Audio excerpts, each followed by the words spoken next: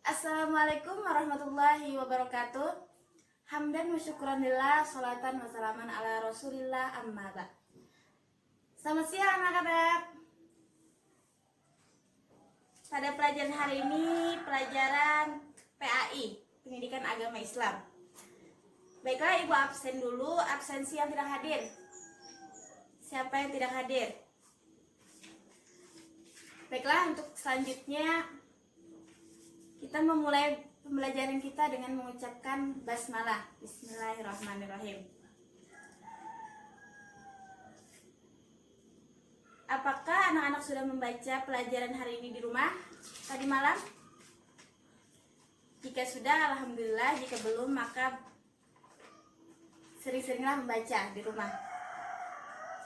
Pada materi hari ini itu meyakini kitab-kitab Allah dan mencintai Al-Quran. Nah, jadi pembelajaran kita hari ini ialah mengenal kitab-kitab Allah yang 4. Ada yang tahu kitab-kitab Allah? Yang pertama, Zabur, Injil, Al-Quran, dan Taurat. Jadi ada 4 kitab Allah yang diturunkan oleh Allah Subhanahu wa Ta'ala ke dunia ini secara berurutan, mulai dari yang pertama kali diturunkan hingga saat ini. Keempat kitab yang wajib kita yakini, yang pertama itu Taurat, Zabur, Injil, dan Al-Quran. Adapun yang pertama itu kitab Taurat. Kitab Taurat diturunkan pada abad ke-12 Masehi. Abad ke-12 sebelum Masehi. Maaf.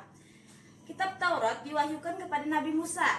Mungkin anak-anak sudah tahu Taurat kepada Nabi Musa. Pada abad ke-12 sebelum Masehi. Kitab Taurat berarti hukum dan syariat.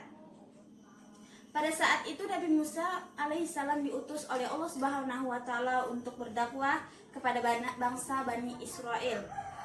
Oleh karena itu, tepat sekali kalau kita meyakini bahwa kitab Taurat diperuntukkan sebagai pedoman dan petunjuk hidup bagi kaum Bani Israel pada saat itu. Adapun bahasa yang digunakan pada bahasa kitab Taurat itu ialah bahasa Ibrani. Yang kedua, kitab yang diturunkan Allah ialah kitab Zabur. Kitab Zabur diturunkan pada abad ke-10 sebelum Masehi.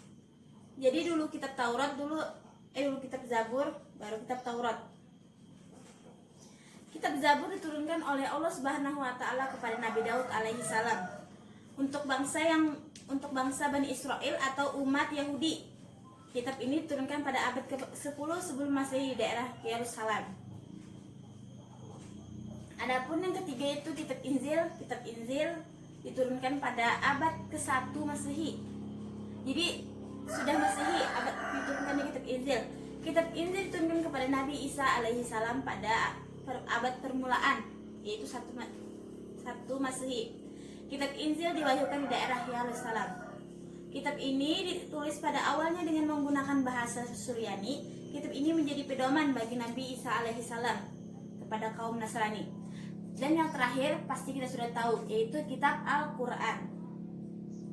Kitab Al-Quran diturunkannya kepada Nabi siapa?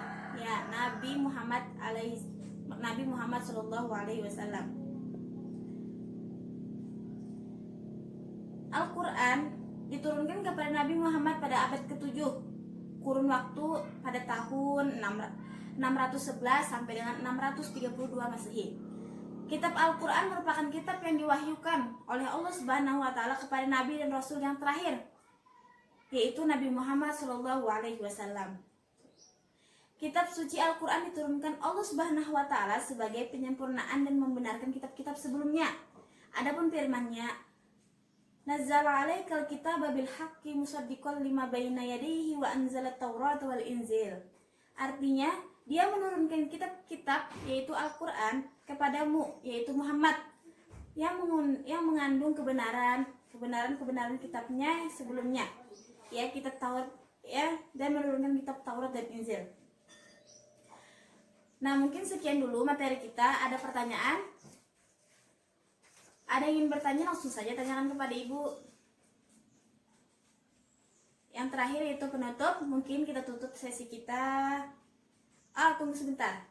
Pelajaran selanjutnya pada minggu depan yaitu pelajaran materi pada kitab Allah sebagai petunjuk bagi umat manusia.